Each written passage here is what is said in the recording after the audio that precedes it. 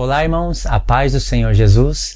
No vídeo de hoje eu quero falar sobre o livro selado de 7 selos e as 7 trombetas de Apocalipse. Eu fiz um quadro, esse quadro é pequeno, então as informações ficaram apertadas. Mais pra frente eu vou estar comprando um quadro que chega mais ou menos, que cubra, mais ou menos até aqui na parede. E aí vai dar para ampliar mais os desenhos e vai ficar melhor para explicar. Por enquanto eu estou usando esse. Eu coloquei algumas figuras aqui na lousa, eu vou apresentar a lousa e as figuras para você entender melhor e não achar desorganizado as ideias, porque a lousa é pequena, então distribuir 7 selos e 7 trombetas numa lousa desse tamanho, eu tive que resumir ainda. Então eu vou organizar mais ou menos a ideia na sua cabeça para você entender a lousa, tá? É assim: primeiro selo, segundo selo, terceiro selo e quarto selo. Cavalo branco, vermelho, preto e verde. Não é amarelo, eu coloquei verde. Porque quando eu fui imprimir não tinha a cor amarela, aí eu achei legal a cor verde. Tô brincando, eu coloquei verde de propósito, porque essa é a cor que está no original, é a cor que deveria estar na nossa Bíblia. A nossa Bíblia está cheia de erros de traduções e o grego está aí para isso, para confirmar essas coisas. Mais para frente eu vou estar falando um pouquinho melhor sobre as cores do cavalo. Quinto selo tem um altar, aonde está as testemunhas de Jesus, e aí tem o sexto selo. No sexto selo eu coloquei o sol escuro, se tornando em trevas, a lua em sangue e as estrelas do céu caindo sobre a terra. E aonde que está o sétimo selo? O sétimo selo, ele está aqui, as trombetas. Coloquei aqui essas figuras que representam as trombetas. Trombeta 1, 2, 3, 4, 5, 6 e 7. As 7 trombetas, elas estão no sétimo selo. No primeiro selo, que é o cavalo branco, eu coloquei um arco e escrevi paz. O segundo cavalo vermelho tem uma espada e eu escrevi guerra. O terceiro cavalo, ele é preto, ele está meio difícil para enxergar por causa do pano de fundo dele, que ficou preto.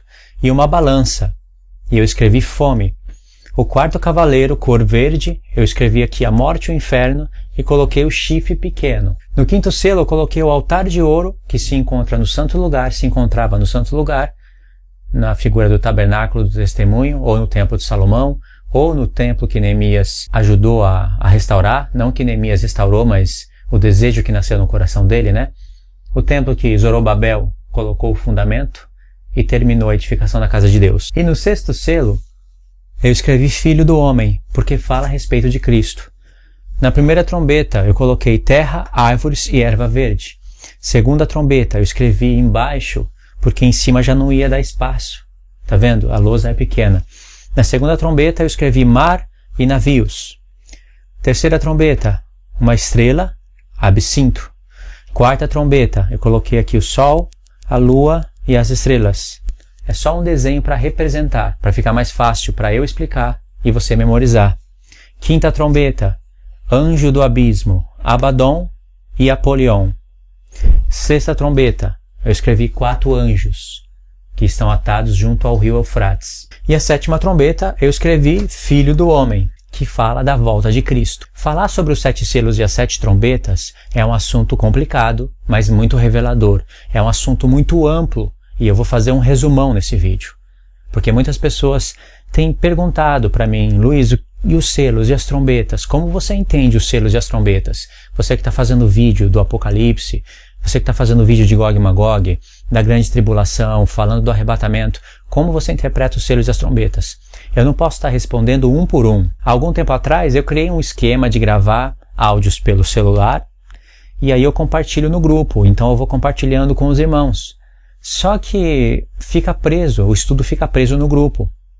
Então eu achei melhor fazer um vídeo, que é um material que serve para muitas pessoas que vão estar assistindo no YouTube e serve também para os irmãos do grupo. E aí também eu vou estar respondendo muitas perguntas. Posso responder várias perguntas de uma vez só, através de um vídeo. Como sempre, Deus estabeleceu um padrão de estudo e um padrão de revelação.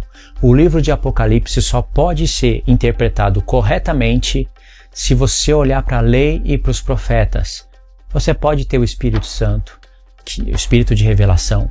Você pode orar, você pode buscar, mas se você não lê a lei e os profetas, você não vai compreender as ideias do Apocalipse. O livro de Apocalipse é mais ou menos 80 a 90% composto de textos que já estão nos profetas. É um quebra-cabeça que revela coisas que estão escondidas nos profetas e os profetas revelam coisas que estão escondidas no Apocalipse. Para você entender as figuras do Apocalipse, seja ela qual for, o Espírito Santo te empurra para você estudar a lei dos profetas. Não tem como, essa é uma lei estabelecida por Deus que não pode ser mudada. Se eu quero entender sobre a besta de 10 chifres e 7 cabeças, semelhante a leopardo, com pés de urso e boca de leão, aonde eu tenho que recorrer? O profeta Daniel. Se eu recorrer ao profeta Daniel, eu vou entender coisas que estão escondidas no profeta Daniel. Vai ganhando mais luz e vou entendendo as figuras de Apocalipse. Só que se eu recorrer somente ao profeta Daniel, eu vou estar perdendo porções de revelação, porque o profeta Daniel tem que ser lido junto com as visões de Zacarias. Para você entender Zacarias, você tem que ler Ageu, Esdras, Neemias, Abacuque, Naum, Obadias, Miqueias. São profetas que tiveram visões e que se relacionam com as visões de Daniel. Lá no livro de Apocalipse, as visões do profeta Daniel vão estar sendo conectadas intimamente com as visões de Zacarias. Sendo assim, Deus estabelece uma linha do tempo, mas também um quebra-cabeça, cujas peças estão espalhadas nos profetas. O Apocalipse faz a função de juntar essas peças. Deus estabelece uma linha do tempo no livro de Apocalipse que é semelhante a um filme de um grande diretor. Por exemplo, os filmes e os seriados que se fazem hoje, raramente você vai ver um filme que tem um início, que começa bem no comecinho, e que tem o meio e que tem o fim. Esse método de produção de filme é antigo, não prende mais as pessoas. Os diretores de filmes e seriados ultimamente estão usando aquele método de apresentar um filme de maneira dinâmica. Às vezes o filme começa no meio, aí vai para o final e depois volta no início para você acompanhar, esperar aquela cena lá no final. É para te prender, sabe? Já mostra e o filme já começa no final. Então você fica preso naquela cena. E às vezes você chega lá naquela cena e não era aquilo que você pensou no começo. Tem seriados como O Arqueiro, Flash, O 100, mas qual? Tem outros que eu esqueci o nome agora, que usam aquele esquema, sabe? Eles vão cruzando as cenas do passado com as cenas do futuro. A pessoa está passando por um determinado problema no presente, né? Aí eles mostram uma cena semelhante que a pessoa vivenciou no passado, para mostrar as ações, as atitudes que ela vai tomar naquele presente, baseada no que ela aprendeu do passado. Isso aparece frequentemente nos filmes e nos seriados. Essa maneira prende a pessoa no seriado. E Deus já utilizava isso há milênios atrás, quando deu o Apocalipse, quando Jesus deu o Apocalipse. O Apocalipse ele tem uma linha do tempo, ele tem uma organização, mas Deus ele tem um padrão de revelação que é de voltar para acrescentar detalhes. Deus sempre trabalha assim. Ele vai falar um determinado assunto, e depois ele vai seguir em frente, revelando, só que quando ele segue em frente, quando vem o outro assunto, ele vai estar acrescentando detalhes no assunto anterior. Só que ele também vai voltar na história e ao mesmo tempo pode contar o que vai acontecer no futuro. Essa é a linha do tempo que Deus estabelece no livro de Apocalipse. Olha para a criação de Deus. São 7 dias. Deus criou o mundo em 6 dias e descansou no 7º. Aí você vai ver que Deus conta resumidamente o que ele fez em cada dia. Vem o 7º dia, que é o dia do descanso, está escrito que Deus descansou, terminou a sua obra, separou o 7º dia, porque santificou esse 7º dia, separou ele dos demais. Só que depois você vai ver que, por exemplo, em Gênesis 2, muda o capítulo, mas não mudou a história é a mesma. Você vai ver Deus falando coisas que ocorreram no 6º dia, contando detalhes da criação do homem. Deus falou no 6º dia, criou o homem e a mulher, deu a lei para eles, se multiplicar, né, dominar sobre as aves do céu, sobre tudo que se rasteja na terra, sobre os peixes do mar, resumidamente.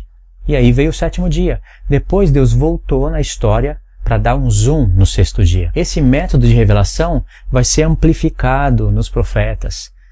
Vai aparecer frequentemente no profeta Daniel e nos demais profetas também. E principalmente no livro de Apocalipse. Porque é um livro selado de 7 selos, escrito por dentro e por fora. Por que essa ideia? Deus ele é muito didático, mas também muito dinâmico. Ele organizou as ideias de uma maneira que fique fácil para a gente memorizar e que fique fácil para a gente visualizar a história da humanidade. Dentro desse livro selado de 7 selos, tem 7 trombetas. E na última trombeta tem 7 taças. Então você vai ter um livro selado de 7 selos, que contém 7 trombetas e 7 taças da ira de Deus. Esse livro é maravilhoso. Não tem o livrinho que João comeu e começou a profetizar? É esse livrinho que ele comeu. O livrinho aberto é esse livro. Você vai entender isso no decorrer do vídeo. Comer o livrinho aberto de 7 selos significa estudar muito a profecia para começar a profetizar. Significa comer o livro do profeta Daniel, significa comer, devorar a lei e os profetas, porque esse livro selado de 7 selos é um resumão da história da humanidade. Só que tem um tempo determinado para que os eventos desse livro comecem a acontecer. Você sabe que existe divergência em todos os pontos da palavra de Deus. Tem pessoas que interpretam diferente, tem pessoas que interpretam baseado na história, olhando daqui para trás. A história ela é muito importante. Tem algumas coisas na palavra de Deus que Deus nos induz a estudar a história.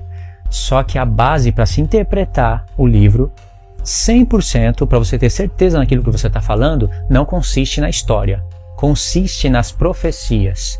Isso quer dizer que eu dependo das profecias da Bíblia para interpretar corretamente as coisas do Apocalipse. Em Apocalipse 1 você vai ver uma menorá, o mistério das 7 igrejas. Sobre isso tem muito o que falar, não é o estudo do vídeo hoje, mas quando eu quero entender o que Jesus estava falando sobre o mistério dos 7 castiçais, que é as 7 igrejas, será que é só isso? O mistério dos 7 castiçais são as 7 igrejas e as 7 estrelas que estavam na mão dele são os anjos das 7 igrejas. Consiste nisso o mistério? Isso que Jesus falou foi uma grande chave para você receber a revelação que está escondida nos profetas. Se eu quiser entender sobre aquela menorá, eu vou precisar de 3 pontos. Primeiro ponto, eu vou precisar recorrer ao livro da lei. É lá que se originou o assunto da menorá. Segundo ponto, eu vou ter que recorrer a Zacarias, porque o assunto da menorá aparece em Zacarias relacionado com as 2 oliveiras, com as 2 testemunhas que também vai aparecer em Apocalipse. Ou seja, visões do profeta Daniel conectadas com as visões de Zacarias. E o terceiro ponto, eu também vou ter que recorrer a Isaías 11. Deve ter outros pontos, com certeza, mas eu escolhi esses 3 para dar um exemplo. Os 4 cavalos de Apocalipse, os 4 cavaleiros, cada um com seus detalhes, com as suas características, mas esse assunto não se originou em Apocalipse. Aonde que aparecem esses 4 cavalos? Eles aparecem no livro do profeta Zacarias. Então, o livro de Apocalipse, ele está me induzindo a recorrer o livro do profeta Zacarias para estudar as visões de Zacarias relacionadas com as visões de João. Ou seja, em Apocalipse vai estar mesclando, conectando as visões de Daniel, as visões de Zacarias e as visões de João. João está tendo visões que o profeta Daniel teve primeiro. João está tendo visões que o profeta Zacarias teve primeiro. E Deus está dando visões para João, mostrando que as visões de Zacarias e de Daniel estão misturadas. Em Daniel capítulo 11, vai aparecer os 2 ungidos de Deus, as 2 oliveiras, e vai aparecer aquele verso idêntico que está em Zacarias. Essas são as minhas 2 oliveiras, os meus 2 ungidos, que se acham diante do Senhor Deus de toda a terra. Lá em Zacarias, esses 2 ungidos, essas 2 oliveiras, elas vertem azeite de ouro e alimenta aqueles 7 castiçais, que é a menorá. Em Apocalipse está como as 7 igrejas. Então, se eu recorrer aos profetas para interpretar pelo menos os 4 primeiros selos, eu jamais vou conseguir colocar esses selos no passado. Eu jamais vou colocar o primeiro selo como sendo aberto por Jesus no passado. Eu já interpretei que esse primeiro cavalo é Cristo. Por que eu interpretei? Porque eu olhei para as coisas que estão escritas somente em Apocalipse. Saiu vencendo e para vencer. É Cristo.